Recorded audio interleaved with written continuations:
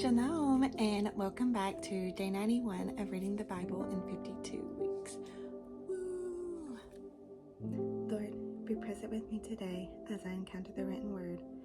Open my ears and eyes to receive the message you have prepared for me. Amen. Let's go. Today we'll be reading 2 Samuel 19 through 21.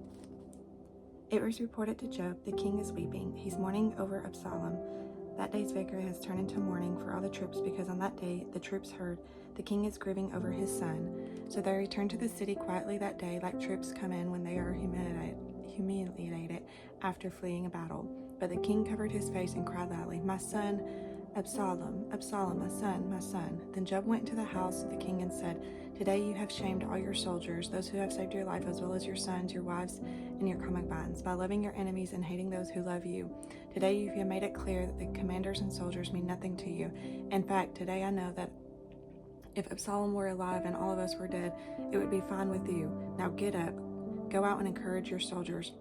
For I swear by the Lord that if you don't go out, not a man will remain with you tonight. This will be worse for you than all the trouble that has come to you from your youth until now." So the king got up and sat in the city gate, and all the people were told, "Look, the king is sitting in the city gate." Then they all came into the king's presence. Meanwhile, each Israelite had fled to his tent. People throughout all the tribes of Israel were arguing among themselves, saying, "The king rescued us from the grasp of our enemies, and he saved us from the grasp of the Philistines. But now he has fled from the land because of Absalom. But Absalom, the man we anointed over us, has died in battle. So why do you say nothing about restoring the king?" King David sent word to the priests Zadok and Abiathar, "Say to the elders of Judah, why should you be the last to restore the king to his palace? The talk of all Israel has reached the king of his house. You are my brothers, my flesh and blood. So why should you be the last to restore the king? And tell Abiathar, aren't you my flesh and blood? May God punish me and do so severely if you don't become commander of the army from now on instead of Job." So he went over all the men of Judah, and they anonymously sent word to the king, "Come back, you and all your servants." Then the king returned. When he arrived at the Jordan, Judah came to Gilgal to meet the king and escort him across the Jordan. Shimei, son of Gera, the Benjamite from Barium, hurried down the men of Judah to meet King David.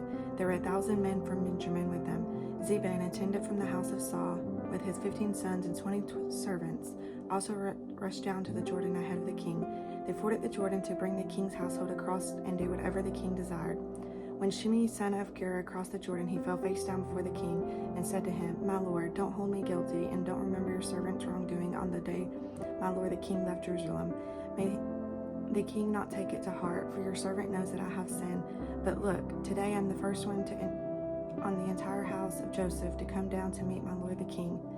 Abishai, son of Zeruiah, asked, "Shouldn't Shimei be put to death for this because he cursed the Lord's anointed?" David answered, "Sons of Zeruiah, do we agree on anything? Have you become my adversary today?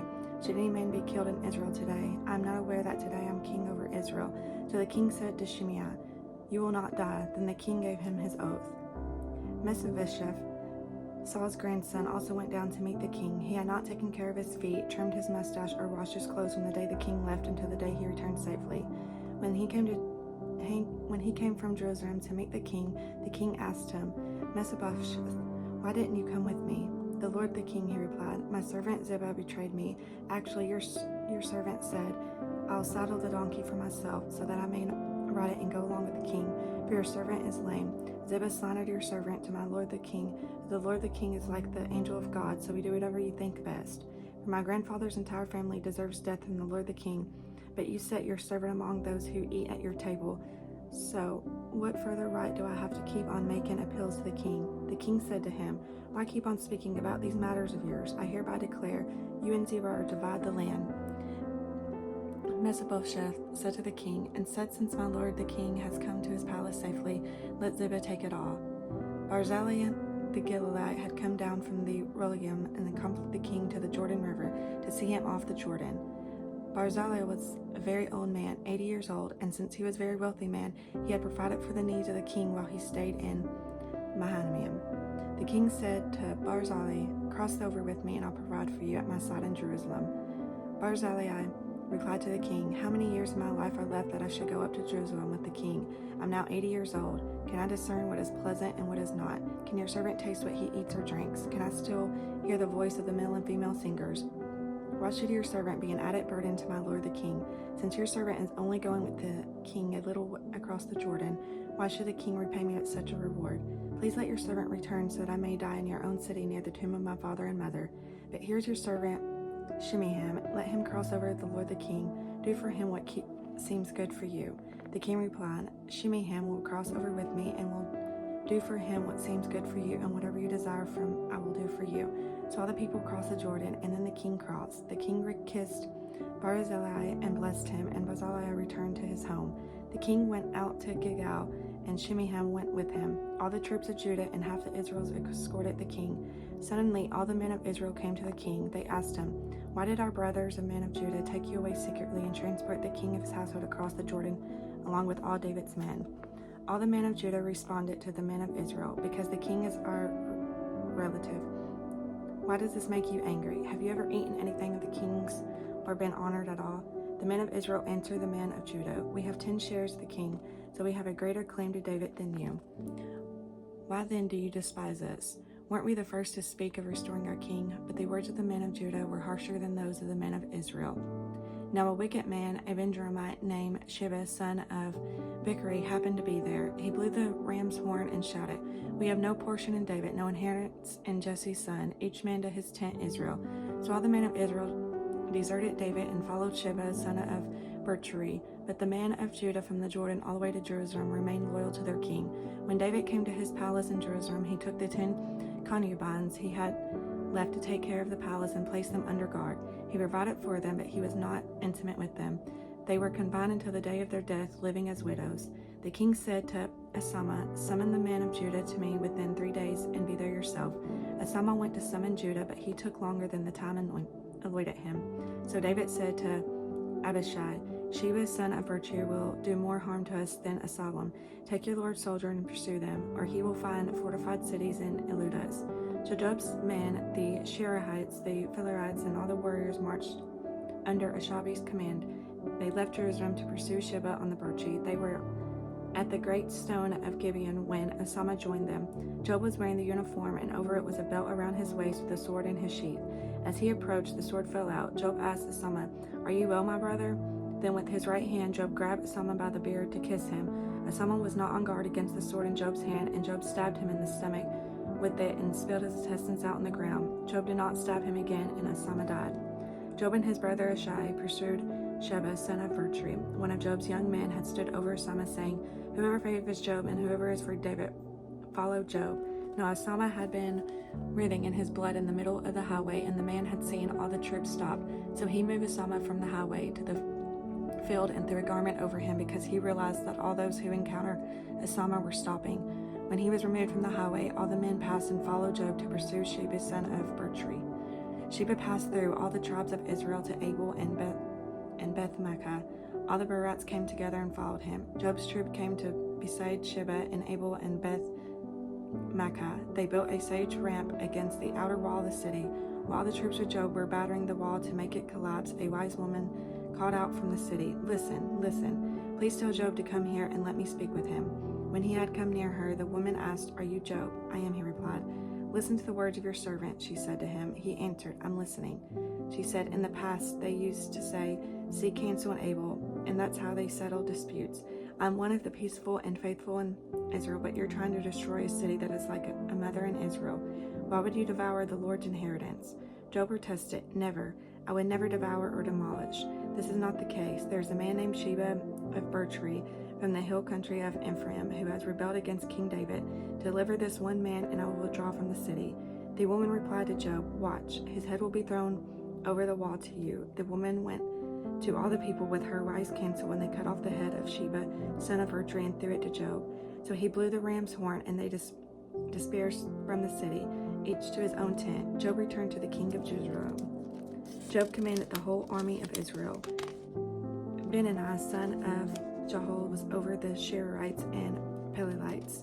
Abner was over forced labor. Josaphat, son of Elod, was court historian. Shiva was court secretary. Zadok and Abiathar were priests. In addition, Ira the Jairite was David's priest.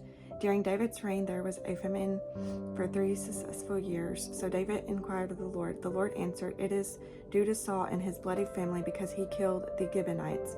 The Gibeonites were not Israelites, but rather a remnant of the Amorites. The Israelites had taken an oath concerning them, but Saul had tried to kill them in his zeal of the Israelites of Judah.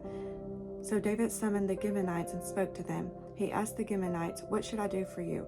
How can I make anointment so that you will bring a blessing on the Lord's inheritance?" The Gibeonites said to him, "We are not asking the silver or gold from Saul or his family, and we cannot put anyone to death in Israel." "Whatever you say, I will do for you," he said. They replied to the king, "As for the man who annihilated us and plotted to destroy us, we would not exist without the whole territory of Israel. Let some of his male descendants be handed over to us, so we may hang them in the presence of the Lord at Gibeah of Saul, the Lord's chosen." The king answered, "I will hand them over." David spared Mephibosheth, the son of Saul's son Jonathan, because of the oath of the Lord that was between David and Jonathan's son, Saul's son.